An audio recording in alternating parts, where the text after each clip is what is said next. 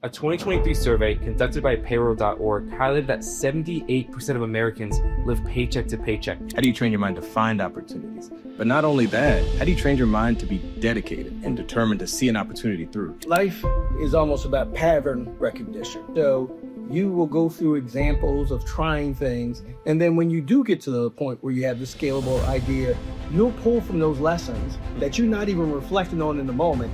Right now, it's just painful because it didn't work for me. But in the future, that pain is what gave you the strength. A lot of things could make it seem like, oh, all I got to do is copy this person's trading advice and I'm going to make $1 million, right? So you really got to think about how much am I investing into which opportunities, knowing that you have to focus on delayed gratification. You can't put all your eggs in one basket. Welcome in everyone to MBA Unplugged. Thank you all for clicking on this video. My name is Charles Winfrey III alongside my co-host. And my name is Liam Wong, and today we have a very, very exciting episode for you today. A 2023 survey conducted by payroll.org highlighted that 78% of Americans live paycheck to paycheck, a 6% increase from the previous year. In other words, more than 3/4 of Americans struggle to save or invest after paying for their monthly expenses. So given this, in comes the age-old question: how do we help our neighbors improve their financial stability? And how can I create generational wealth in the process? Well, today you're diving into how we can begin to close the gap using the power of iCubed. Now, what is iCubed? iCubed is a financial growth concept focusing on 3 I's: idea, income, and investment. For idea, it's how can we generate wealth from an idea. Income, it's turning an idea into a sustainable source of revenue. And then investment is investing in your business, your community, and yourself. During this episode, iCubed will discuss shaping the clear and viable ideas, your income, and your investments. And so, we'd like to introduce you to our guests here. Yeah, so with that being said, we do have 2 very special guests. We are very privileged for you all to be here and appreciate you all's time. So first, I'll introduce Mr. Phillip. So Phillip Sangokoya is a finance leader and social entrepreneur dedicated to expanding equitable access to capital and strengthening community-based economic development. As Vice President and Access to Capital Director within the Business Impact Group, reporting through U.S. Bank's Community Impact and Inclusion team, Phillip leads efforts to increase access to capital for emerging and impact-focused organizations, with a particular focus on community development, financial institutions, tax credit developers, and other community development organizations. Phillip's work reflects a commitment to using financial systems as a tool for empowerment, equity, and long-term wealth creation. Welcome, Phillip. Thank you so much. I really appreciate it. Absolutely. I'd love to introduce Sekou Kaalund. Is the Senior Executive Vice President, member of the Managing Committee. He co-leads consumer and business banking and directly responsible for leading 13,000 employees, representing over $10 billion in revenue. Over his career, he has worked across all banking areas, across different firms, and covered all client types. A very, very experienced guest we have today, and truly grateful to have you on the podcast. Glad to be here. All right. So to kind of start it off, I know we just threw a lot at you guys, so we kind of want to take a step back and really break it down. So the goal of this series, in partnership with U.S. Bank, is to create something called iCubed, which is an idea, income, and then investment. So we kind of want to start our conversation around this idea. And I'll first pose the question to Sekou, and then Phillip, if you have anything as well we'd like to add on. So Sekou, I kind of want to start with this idea. So an idea could be a business concept, an innovation, or a financial strategy. But how strong can an idea be when starting the conversation around generational wealth? Yeah, so when you think about ideas, they're important to have. They're there, but you have to then be able to put the goals with that idea. So I think the concept is the idea. The work that goes behind it is what unlocks great opportunity, both financial or growth or ability to scale. But I think you have to start somewhere, right? But recognize that idea may evolve as you get more exposure to, let's say you wanted to launch a particular business venture that addressed a certain subsegment of opportunity, let's say in the product area. You may, as you are doing your research, coming along, realize that, hey, there's a great opportunity to pivot over here. And so I'll just say the idea is the starting point, but then there's a lot of work that goes on to actually bring ideas and vision to reality. Yeah.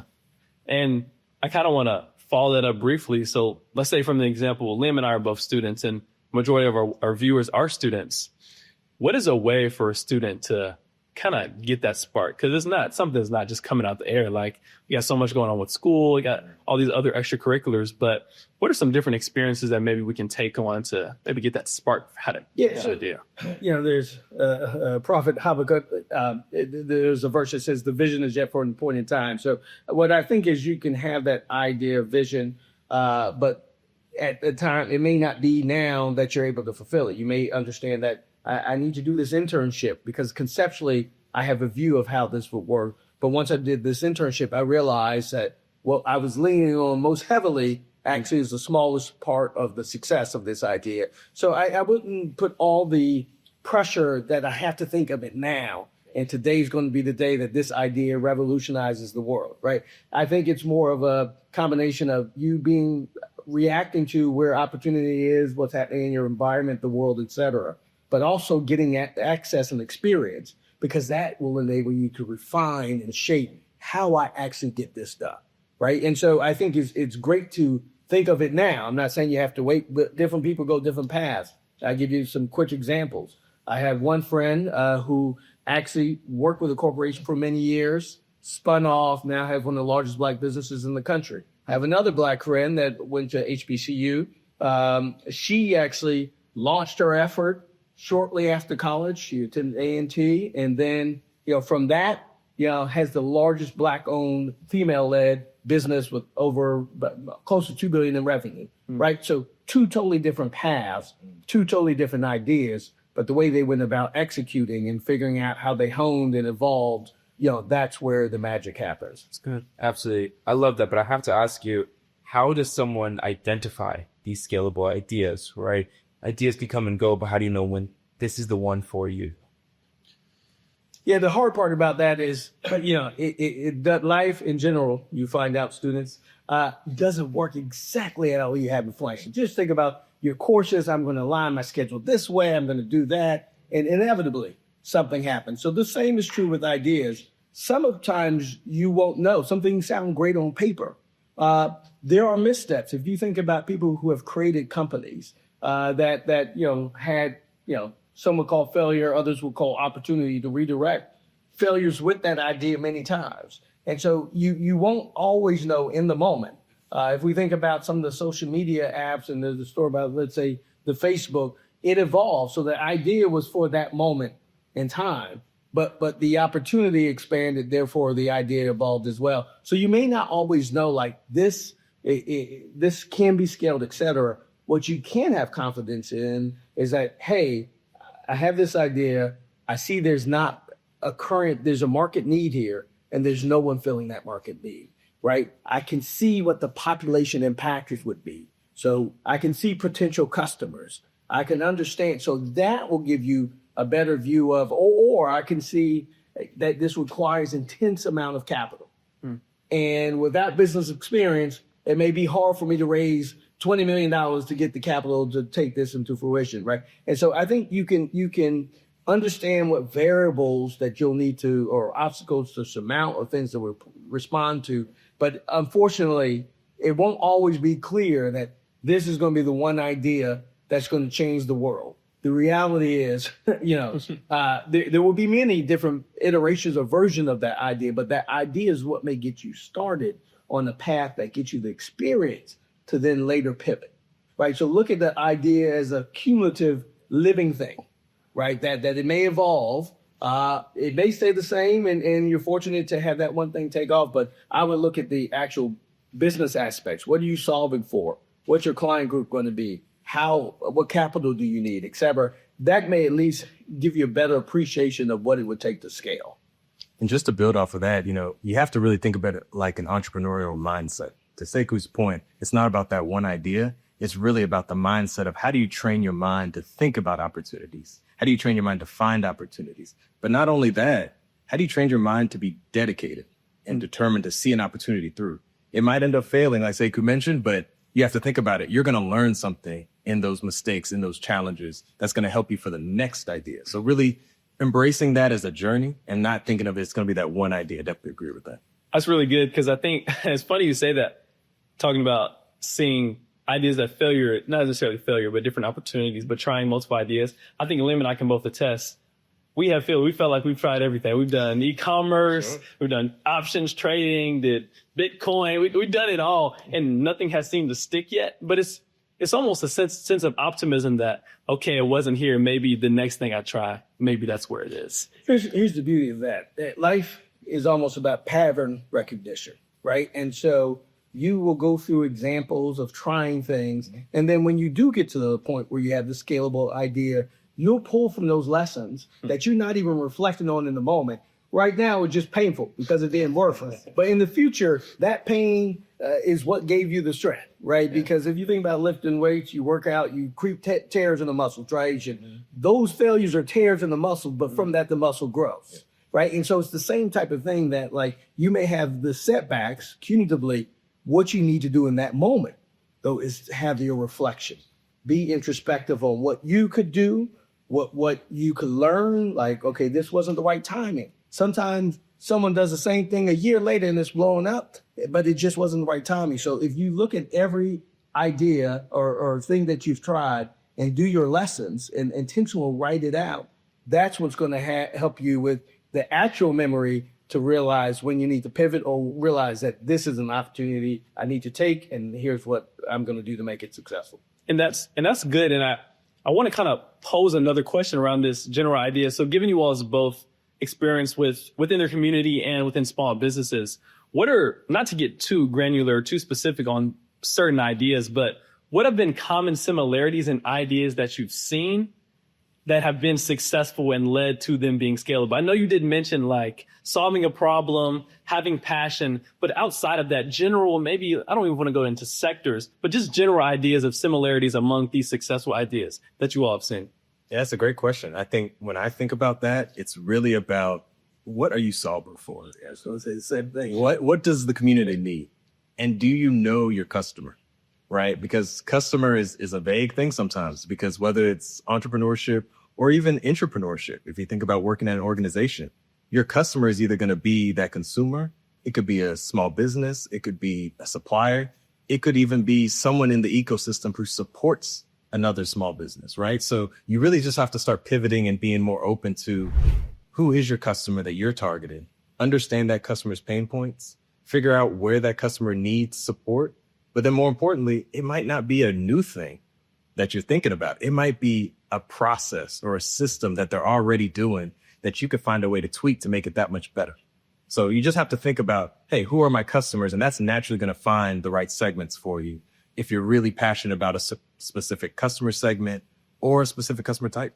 Yeah. And the other thing I would add is, like, how do you pressure test that idea? In my mind, I have a lot of great ideas, but if I ask my wife, she may say, what? Right. So again, you have to think it may be inherently sounding great to you because it's your idea. But if who's in your circle, in your kitchen cabinet, whether it's partners, if you guys have tried a lot, then you can be supportive. If I tell you I want to create an advanced new heating system for Miami, and one of you said, it's 85 degrees in Miami, how is that going to be successful, right? Who is asking you the challenging what your big so what is, or getting you to think differently. So I think that's part of the equation too. I'm not saying you overly socialize intellectual property to everybody, because somebody could leverage and borrow your idea, but how do you, with your core group, really ask the questions, or industry leaders, people, mentors, like, would this work, or what would be required for this to work? I think that's equally as important, recognizing that entrepreneurship can be lonely, right? So you have to be very intentional and understanding, like, what ecosystem, and this is what he's saying, have you built that is able to give you that feedback along the way? Yeah, I like that. So to kind of pivot, remember, we're on this topic of IQ. We have idea, income, and investment. So let's say we got the idea. We got the idea. We have a general idea of the path we want to go down with our business. I first want to pose this to Sekou, and then Phillip, if you have anything to add, please do. So a lot of the people, they have ideas or they found it. Let's talk about how we actually need to fund this business and begin to get capital. And I'm curious, like, what would be your advice to entrepreneurs who they feel like, okay, I know what I want to do, but I don't have the money to fund this business. What would be the first steps you think they should take on their journey? Yeah, so it's a great point in general because a lot of people, an entrepreneur or visionary has this idea and they go into business, to solve whatever challenge or taking advantage of whatever market opportunity. They don't go into business to deal with accountants, lawyers, figure out my funding, et cetera. But all critically important to really get your idea moving. So I think it's first, and you could definitely speak to this, understanding what capital is needed, right? You can't, just say, okay, I have this great idea. I want to open up this service to support Morehouse students. Okay, bank, loan me $5 million, right? You have no cash flows. You haven't even opened business accounts, et cetera. So understanding what type of capital is needed. Like in that one example I gave with Janice Bryant Howard, she bootstrapped with family loans, right? Not all of us have the rich uncle to write a check. She didn't have a rich uncle write a check. She started small, but grew into something that, like I said, is the largest Black woman-led business in the country.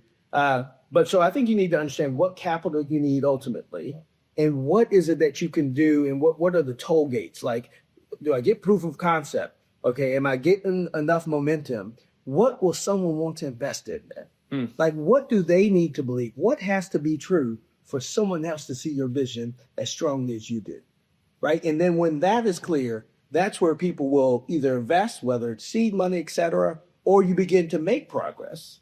You launch, you get your company, you may leverage, a business banking card, et cetera. And then you can show that, there's cash flow, there's opportunity where someone can get behind, supporting your business. Yeah, I completely agree. And, when you think about it, even before the funding conversation, it's a resource conversation. Yeah. So do your homework, do your research on who's in the ecosystem right now, who offers resources for technical assistance or pro bono training, because you don't want to come cold walking into a bank, Sekou's point, trying to be like, hey, I want $5 million. You want to know who are the nonprofits in my ecosystem who can help me with my business idea, who can help me with the minimally viable product, right? All of these different type of entrepreneurship language that you'll probably learn through MBA school, undergraduate business school, they're out there in the ecosystem right now. One of our greatest partners within US Bank are community development financial institutions. Long name, CDFIs for short. They in essence do technical assistance plus funding. And that funding is coming from US Bank. So when you think about it, we're trying to fund more of the ecosystem so that they can reach people who maybe aren't ready to have that conversation with a business banker, but they're ready to talk to a CDFI locally who could share with them, hey, here's a business canvas map. Here's something to help you organize your ideas. Here's a pitch competition for grant funding. So you have to start to learn what's in your ecosystem first to figure out where are those small steps for resources so I can build up to go into a bank. But I will also say banks are not the big bad wolf that people think about. There are bankers like myself, like Sekou, who are willing to sit down and talk to you, right? So don't be afraid to network. Don't be afraid to go to networking events. The Russell Innovation Center for Entrepreneurs is an amazing example. Go to those and you'll naturally run into people who can help your business along the way. The other thing I'll say, because this exists in our branch small business banking, we actually have what we call business access advisors. And their job, they're in places where we had branches, is to help that business owner think through some of the elements of, whether it's supply chain, whether it's how I should go about funding, whether it's, what difficulties I encounter as a small business. That's their sole job, right? It's not to sell any product, et cetera, but it's a resource, as he said, to help those small business owners or people with ideas, understand what's needed at each stage of the game. And to your point, that is the biggest thing, like understanding the resources, because there are, as you point out, I've seen many pitch competitions awarding, I've judged some of them, awarding $25,000 here, money there. But the biggest part with one of these pitches I saw that someone in the audience was like, oh, no, that's the real thing. There you go. Right? And then more money came, right?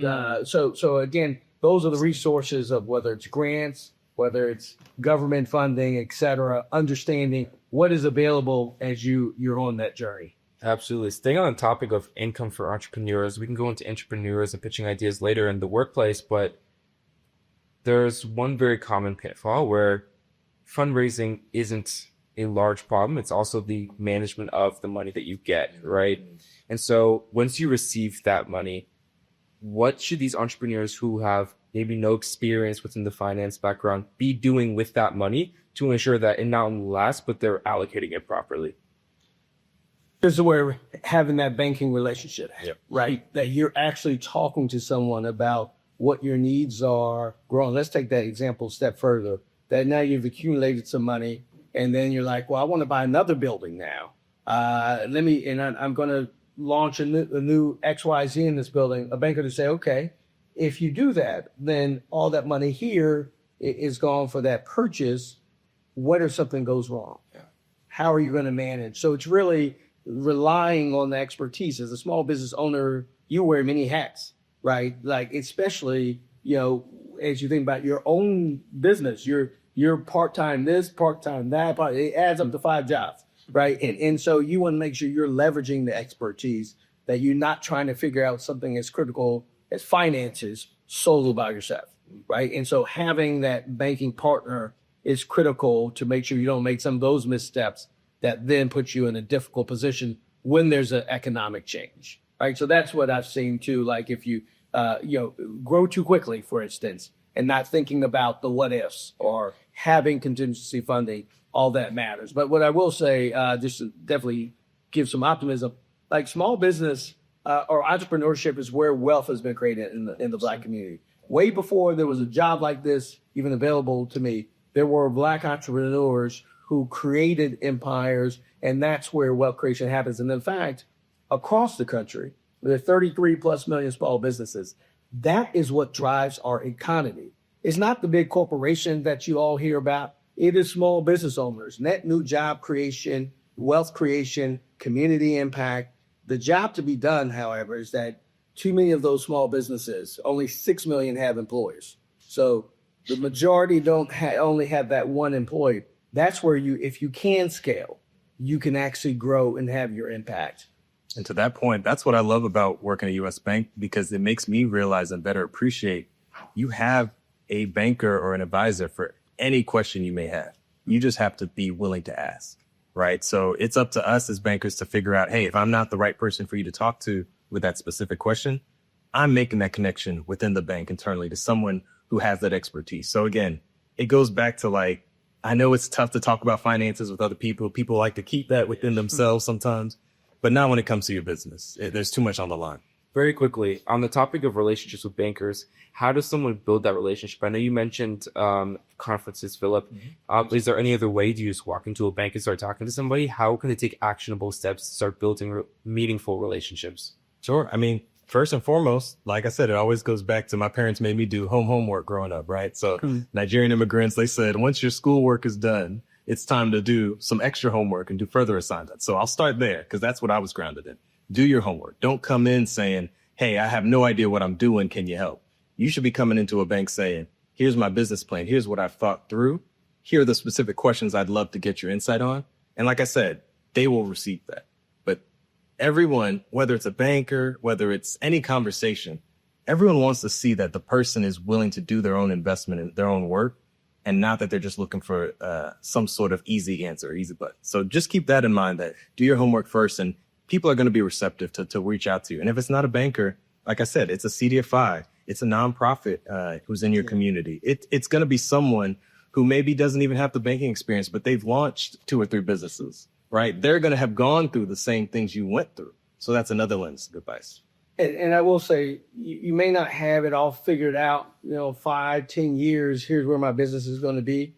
But the extreme of that is what he's saying. You can't go to someone and say, tell me what I should do, right? Like it has to, you have to show that you're resourceful. Being an entrepreneur means you will need to be incredibly resourceful. So if you're sitting in front of this person and you haven't, really explored what's available by simply doing your homework, like that's going to be a proxy for how resourceful that person is going to be as an entrepreneur. You have, this generation has access to so much. You've Chat GPT can create your business plan, right?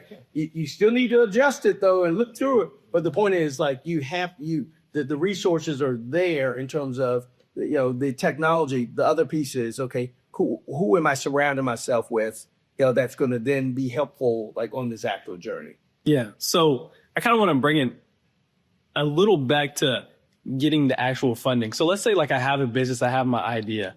For you all, I know you said you need to do your homework and you need to know kind of a general idea of what I'm coming in here for.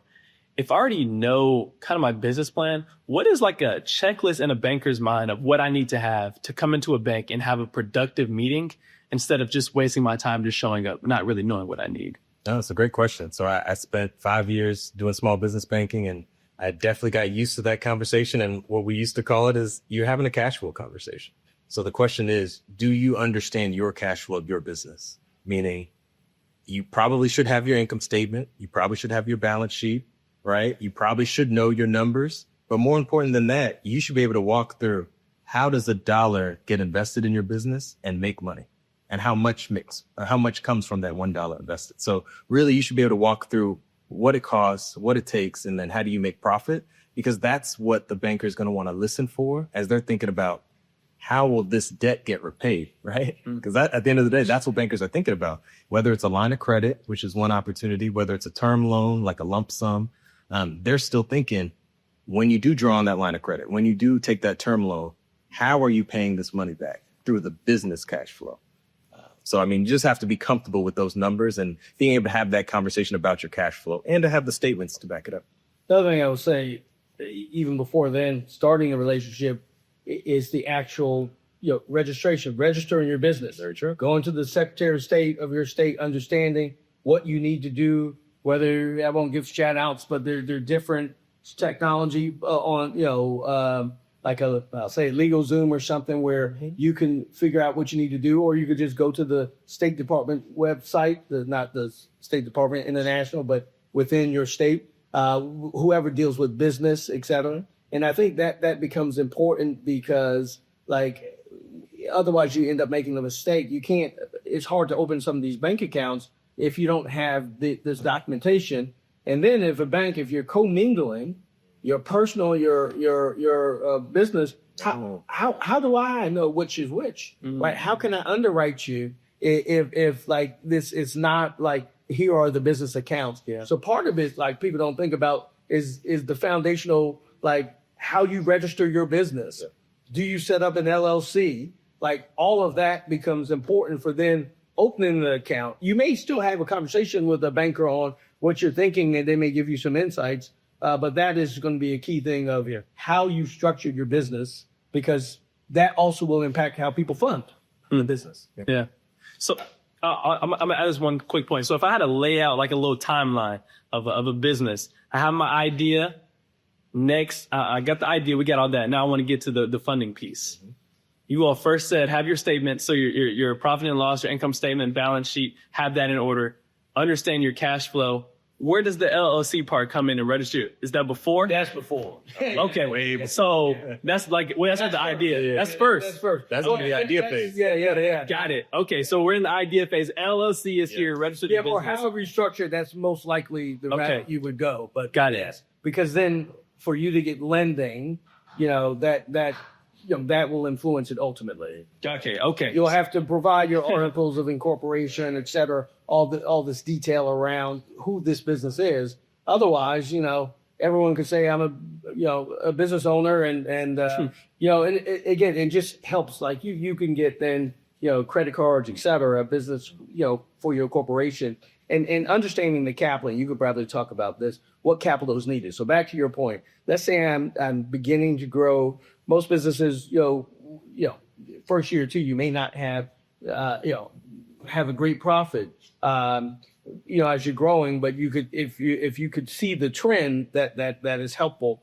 But then you could then understand, well, do I need, a large loan, or are there friends and family opportunities, or people some funds will look for, there's a collab capital fund here, in Atlanta that looks at underserved businesses to invest in. So understanding what type of capital you need. What's the difference between private equity coming in or some seed money or the bank, and what does that do to your cash flows, right? And your ownership of the business and all these things. So it's understanding like what type of capital you need which then helps what is aligned with what the business growth plans are. Yeah. And to that point, you really have to think about it, especially in the idea phase. You want to be pressure testing that business, which means you should be making sales, right? You're talking about profitability. That's because you're making sales. You're probably spending money. You're probably using it on your debit card or your credit card. All these things require you to have your articles of incorporation or however you want to set up your business first and foremost. So you really want to think about it. You want the contracts, you want the cash flow to all be happening before you start to think, is it time to take on debt?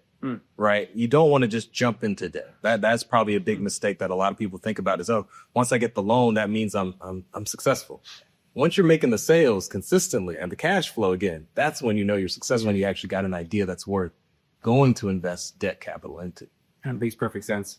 We're still in income. At the last point I want to make very quick before we head into the last section of Invest, but we talked about entrepreneurship. I like to talk about entrepreneurs and workers who are trying to pitch ideas. How do they respectfully do that to you guys who are a bit higher up? And then what is the proper process to do it and actually own their work? So that will vary by company, but the reality is that is a part of corporate growth. Whether it's not just it could be an idea to improve a process that ends up saving tens of millions of dollars, or it could be an idea to launch a product that ends up making tens of millions of dollars. And so I think, most corporations will have some, within a group area, or they may have, like at U.S. Bank, we also will interact with venture capital firms, understand what's new in the market, who has great ideas, or we'll do our own, internally pitch competition. We're doing, someone in my team right now is doing this, launching, I won't say what it is, but then the managing committee, we're all going to sit and vote. And that idea is going to be funded.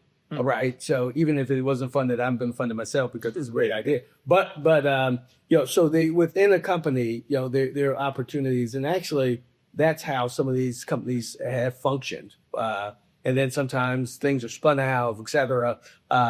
But you do want to make sure that you're attached to the idea that it just doesn't go by. So there's a difference of, like, I got this great idea versus I got this great idea. Here's how we're going to execute it. Here's what my area is doing. I've already reached out to these people. You want to make sure you're still core to the idea and process. Not that you just had we all have great ideas, that can help with efficiency. But how do you make sure that you don't just have the idea, but the execution of the idea, you're 2 steps ahead on that, right? And so you already, like what I've done, I've had some people on the team, we piloted it. We'd say, let's go in a region across 26 states. So I'll have someone pilot what did we learn, et cetera, and then we scale it. Because I'm not going to want to deploy our internal investment capital, right? I sit on our strategic investment committee. So we have to, whenever I'm asking for this investment capital, I have to present, et cetera. So when you say we piloted something and here are the results, then it's like, oh, well, that makes sense. Let's devote more capital to scaling that. And what he's sharing isn't any different from an entrepreneur's approach, right? If you think about it, know your customer, right? Going back to our earlier conversation. In this case, your customer is your internal organization. It's going to be the senior leaders, management who are making that decision. You have to understand what's the priorities of the organization? What's the focus? What are the long-term goals? How do you measure success? And you have to design and tailor that idea or that solution based on that. And then you think about the second piece about entrepreneurship, which is similar to entrepreneurship. You have to understand your value proposition. And Sekou said it as well. You have to think about what is the value? What's the benefit to the company? You have to make sure you're selling that like you're selling a product, and it could very much be a product. So you really have to think about it like an entrepreneur. And again, it goes back to that entrepreneur mindset. If you're always thinking about new opportunities, whether you're within an organization or you're starting a consulting business on the side or you're launching a new product, you're still building that same entrepreneurial muscle. You just have to shift who your customer is or what that value proposition is, Now, I'll give you a real example. I've done it in some company before, but one that I'm most proud of was at the intersection of impact as well as revenue for the bank, and that was launching Advancing Black Pathways. So the impact was, how do we get more capital into the Black community? How do we hire more top Black talent?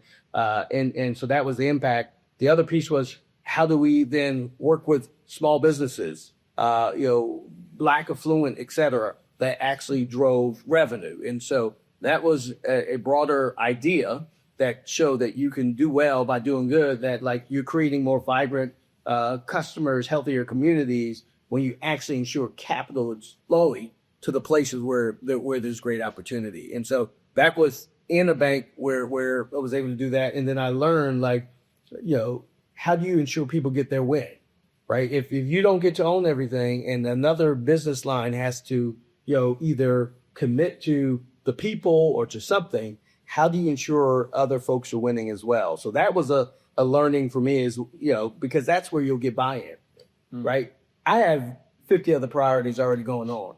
Your one thing that is coming to me, like, that sounds great, but it's not on my scorecard of what success is. But if you come to me and say, this is great for the bank, it's great for this division, I'm like, oh, I'm going to add that. Now I got 51, right? So I think that's how you do it internally, where you want to make sure you pull people along the journey, because you may not have control of the resources that are going to be required for this idea to be successful. And you may not be at a level where you get to dictate, okay, business over here, if you just do what I say, this is going to be great, right? And they're going to say, well, look, there's an opportunity cost for that. I have finite investment dollars. Here's what I'm investing in. So how do you make it clear to people that there's the broader benefit for the bank as well as for that particular group? So I have my idea. I've understood how to turn it into income, but now it's time to recirculate the income back into my business. Phillip, I want to ask you, what is the best way, or once somebody starts generating income, what is the best way that they invest into their business to help it grow and reinvest into themselves? It's a great question. And it's really a fundamental one, because you have to be committed to what's going to sustain you as the entrepreneur. So it's not always going to be profits. It's going to be what keeps you going. What's your passion? And so for me, it's always about three things. You got to invest in yourself when you think about personal and professional development. How do you get better? How do you get smarter? How do you network more? How do you get your brand out there? But then you have to invest in what we'll say is the community, but in reality, it's the people who supported you, your support system, the people who are around you, that grew up with you, people who are like that. You have to think about what's going to make this community better and be bought into my vision and my dream of whatever business I'm working with, right? So you have to think about your community, because that's going to be your support system. That's going to be what's going to keep you going. That's who you're leaning on. But then also the third, probably most important, is God, right? Like, you have to be driven by your faith. You have to be driven by something that's going to let you know when the times are getting tough, especially in entrepreneurship, that you have a foundation of faith. And, I think that's a most important thing for me. And really, that was my passion when I started a business. It was a consulting business to connect small businesses within the ecosystem, where I went to college at St. Louis. It was called the Brand of St. Louis. And it was the Business Resource Association for Networking and Development. So in essence, I took the passion of my experience, but also the community needs that I saw as an entrepreneur, of like, you have to figure out where to go to get grants, technical assistance, who's helping do that, right? So you have to match the opportunity with what the community needs, but then also step out on faith and actually go do that thing. So, it's something for me that's very top of mind, is you have to bring those three together, and that gives you a strong foundation. I agree with all of that. And I'll talk about the income. You also have to recognize, where you are in that on that income path. Did you just have a windfall?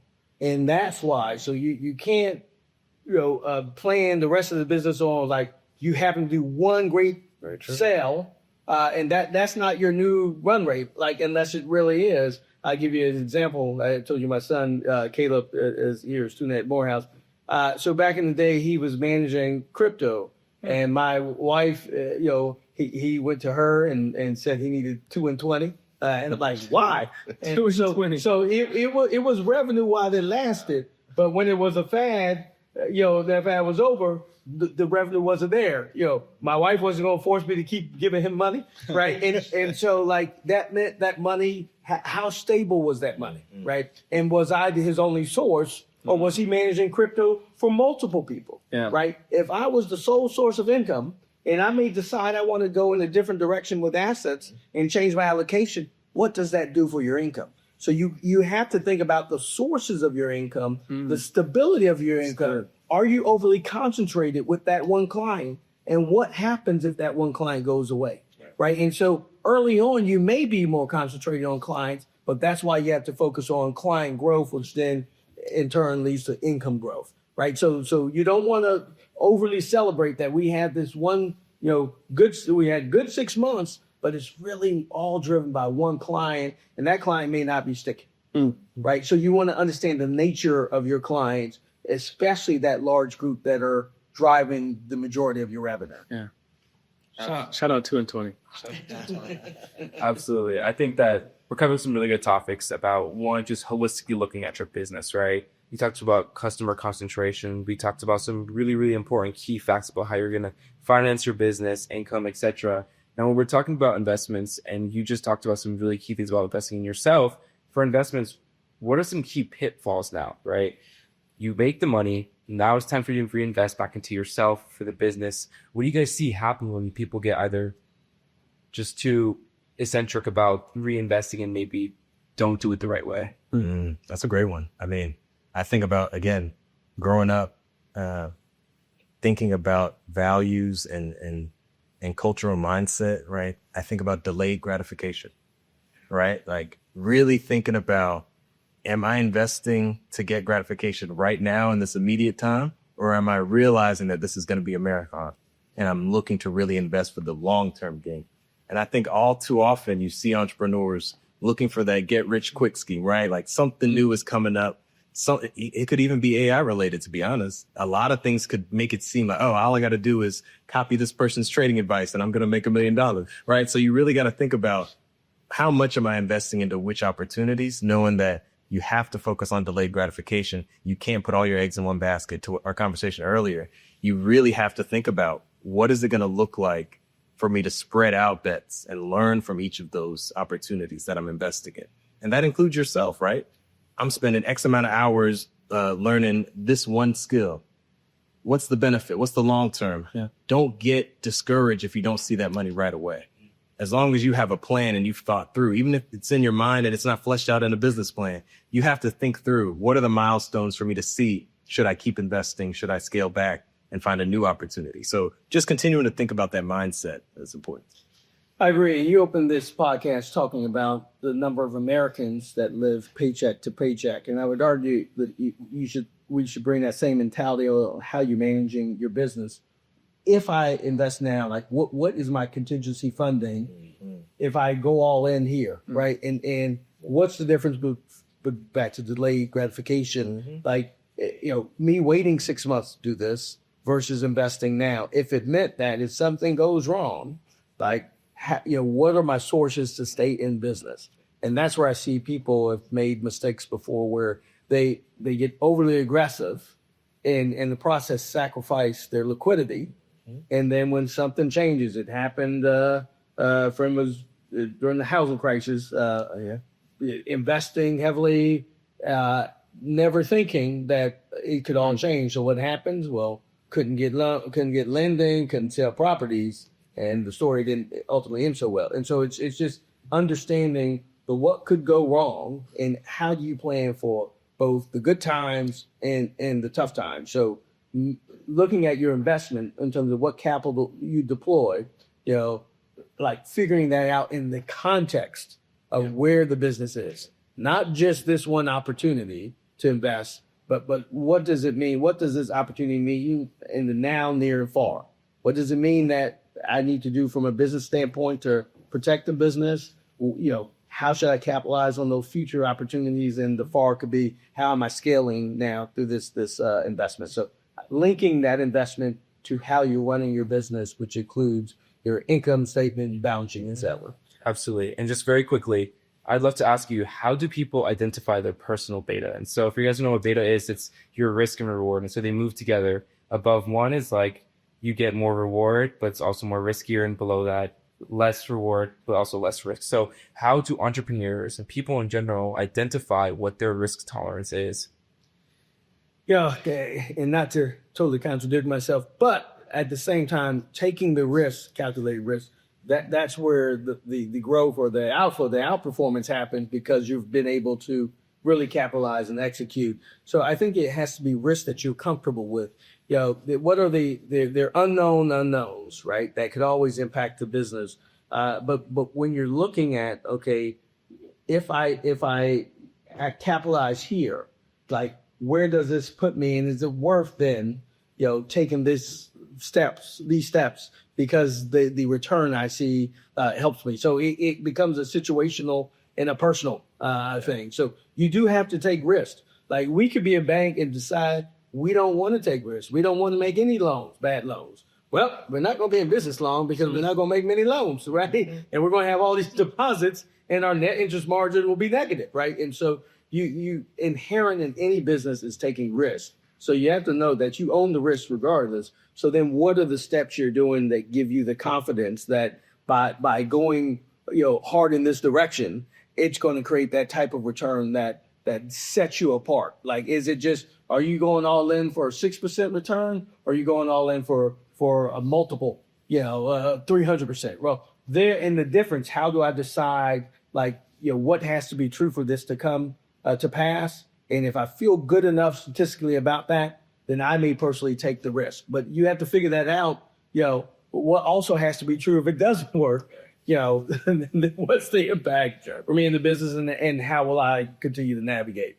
Especially in the banking world, we always talk about how do you mitigate risk, right? So think of it like a SWOT analysis. What are my strengths? What are my weaknesses? What are my opportunities? And what are my threats? And if you can think about how would I mitigate the risk tied to some of those weaknesses, some of those threats, that'll naturally help you figure out your own beta. And I think that's something where it's also an art. It's not just a science, right? So think about playing games. Think about chess. Think about Monopoly. Thinking about even Uno, right? You're taking risks in those games, right? And you feel it when you realize a risk backfired, right? So how comfortable were you with it, right? So it's also an art. You got to think about your gut, but then also stick to that calculation of, am I doing the SWOT analysis to think through, if that thing does happen that I was worried about, what are my mitigating factors to kind of make that not as bad? And you have to decide for yourself which ones are worth it. You make that decision. And risk is there. So do nothing is taking the risk. So true. Right. So we all own the risk. So it's what measure of the risk are you comfortable with? And it's in your career too. Yeah. You may say, well, I'm not going to go for this because whatever reason. Well, doing nothing, it does carry a risk. Right. And so I think once we know that, sometimes complacency can equate doing nothing, that, okay, I'm good where I am. I'm not going to rock the boat, but will I still be here 5 years from now? SWOT analysis, what could go wrong, or what do I need to do to ensure that I can grow and scale so that I can be successful if there are these external threats, whether market or competitors. Yeah. That's really good. I feel like we could sit here all day and talk about so many different things among entrepreneurship and small businesses because it's so complex. But I do want to thank you all both for your time. Thank U.S. Bank for the partnership, Morehouse Finance Academy, and just all the knowledge and gems that you all share. We do want to kind of have a tradition of asking our guests a more personal question. But if you could name the chapter of if you had a book and you were named the next chapter of your life, what would it be called for you all both? Give you some time to think on it. Yeah. That's a good one. Okay. I would say it would be to whom much is given, much is required. That would be the chapter, because this phase of my life, although I've tried to live a life of impact and giving back, I feel that my talents and skills and network is needed more than ever. And so I want this chapter of my life be about clearly how I open more doors than ever before, how I link people, how I link capital to brilliant minds that could take it a step further. Like, again, I'm at the point where I've been fortunate to be where I am, but now I see the responsibility I have to ensure that I've created even greater impact amongst a greater number of people. It's good. It's good. I don't know if I could beat that. I would say, it's going to be about building a legacy, right? Because where I'm at with my career, with my personal life, I'm about to be a father. So really excited, but thank you. I appreciate that. But really thinking about what do I do to kind of build this new legacy and this new chapter? And that goes with my career. Like I said, it goes with my personal life, but I'm really thinking about how do I think more than just me and my family? And how do I think about the broader community? Especially in this time where things just feel so divisive in the world. How do you really take that ownership of leadership, grounded by faith? Can't forget that part, but then to do that more, because to his point, much is given, much is required.